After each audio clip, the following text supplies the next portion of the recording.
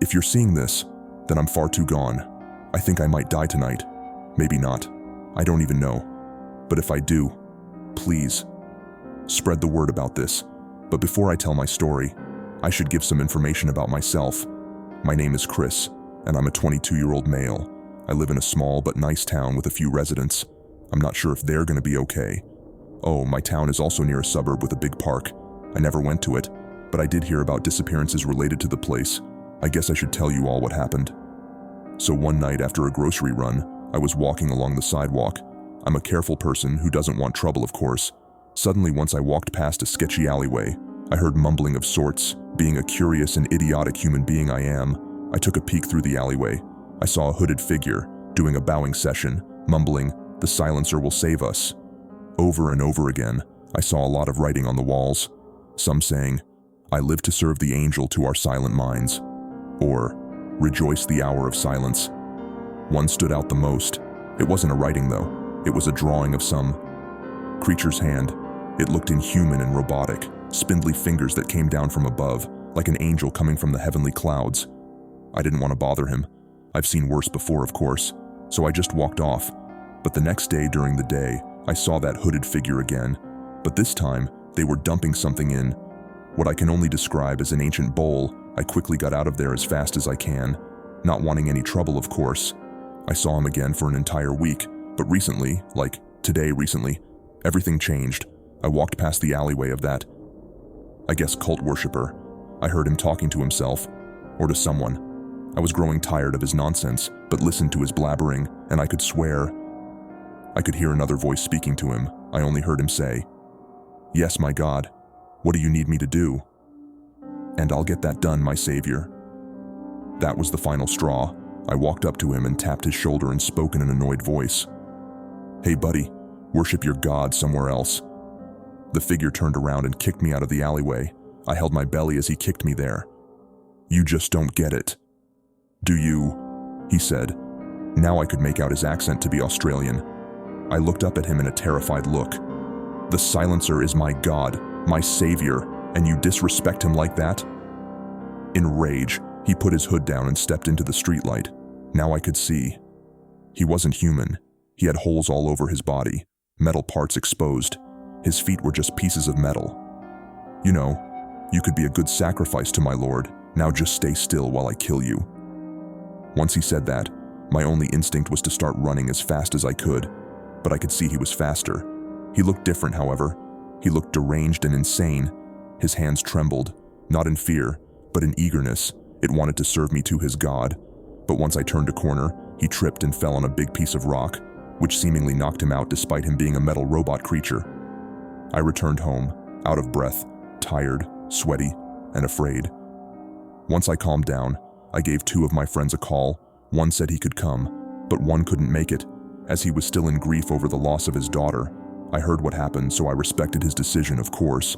Now I'm typing this, waiting for my other friend to get here, but I'm scared that thing might come after me before my friend gets the chance to arrive. All I have to do is pray, wait, and listen. Just a little tip for all of you. Never, and I mean never, mess with a cult member, ever in your life. I broke physics, and now the universe hates me. It was only a measurement. It's all we did. A simple measurement.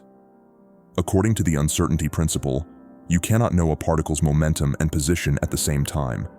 You just can't. You can either know how fast it's going or where it's located, not both. Well, we beg to differ. My name is Dr. Amanda Hayes. For the past 10 years, me and my team in the lab were working on a method to do just that, measure a particle's momentum and position at the same time. Of course, it was mostly a side project that we did together in our free time. No one believed you could actually do it, but the curiosity and the determination to prove the greatest physicists wrong that kept us going. And gradually, despite all odds, we were making progress. It didn't make sense, but the math was adding up. The devices we built were working as planned. It started to look like we could actually pull it off. Then one day, we performed a test. We suspended an electron between multiple electromagnets, so it essentially hovered there. One device was measuring the electron's velocity in real time, both magnitude and direction, in extreme precision for every Planck time. Another device, when activated, would measure the electron's position relative to the device, within the Planck length. We activated the device, and we had it. The electron's momentum and position. At the same time, it was supposed to be a moment of celebration, of scientific breakthrough. It wasn't. A subtle eeriness filled the room. We didn't actually plan on doing it, but we broke a law of physics. And then my punishment began. It started small.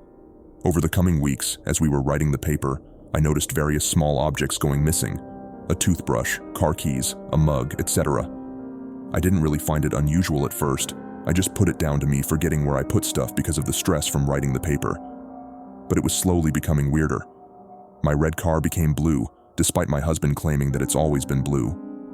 My birthday changed from 0205, 1983 to 0405, 1983. An entire room was added to our house.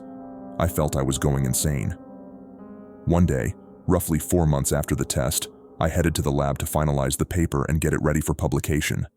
However, the staff wouldn't let me in. They claimed they have never employed a Amanda Hayes and that they had no ongoing research on the uncertainty principle. I came home devastated. My entire career disappeared as if it never existed. All my research on various topics gone because of a side project. My husband also insisted I never worked at a lab. I don't know where he thinks I worked. I didn't ask because I was scared of the answer. How can entire segments of my life just be erased? What else can be erased? I have been staying at home from that day onward. Weird things kept happening. Our cat was replaced with a dog. My long hair became a buzz cut. We suddenly had 2 children. We no longer had 2 children, and our house moved to Berlin. Everyone besides me was oblivious to anything happening. Everything in my life was uncertain. I could hardly keep up anymore. I didn't know how far it'd go, and how long it will keep going for. For all I know, I might stop existing entirely. I was terrified. Then, one morning, I woke up to a strange noise. As I was looking for the source of the sound, I noticed my husband was nowhere to be seen. I managed to locate the source of the noise. It was an old 90s style PC that has appeared in one of our new rooms. It was not a model I knew, but I noticed that the PC had a logo with my husband's name. A robotic monotone scream was coming out of the computer's speakers. The computer was stuck on the blue screen of death. I did everything I could, but nothing got it out of it. Despite this, I could feel that he was in there, and I could feel that he was in pain. I wanted to at least unplug the computer to deliver him from his torment, but the computer wasn't even plugged in to begin with. He was the only constant thing in my life, and now he was in eternal suffering. Could I be next? For the next few days, things stopped changing. I couldn't get any sleep. The monotone screaming was audible from everywhere in the house. Just when I had decided to leave the house, another change had occurred. Me and the computer imprisoning my husband were suddenly teleported to space. His screams kept going, of course. I don't know how I can still hear him. I don't know how I can still breathe. I don't know how I can still access the internet. I don't know if it's over or if it will find new ways to torture me.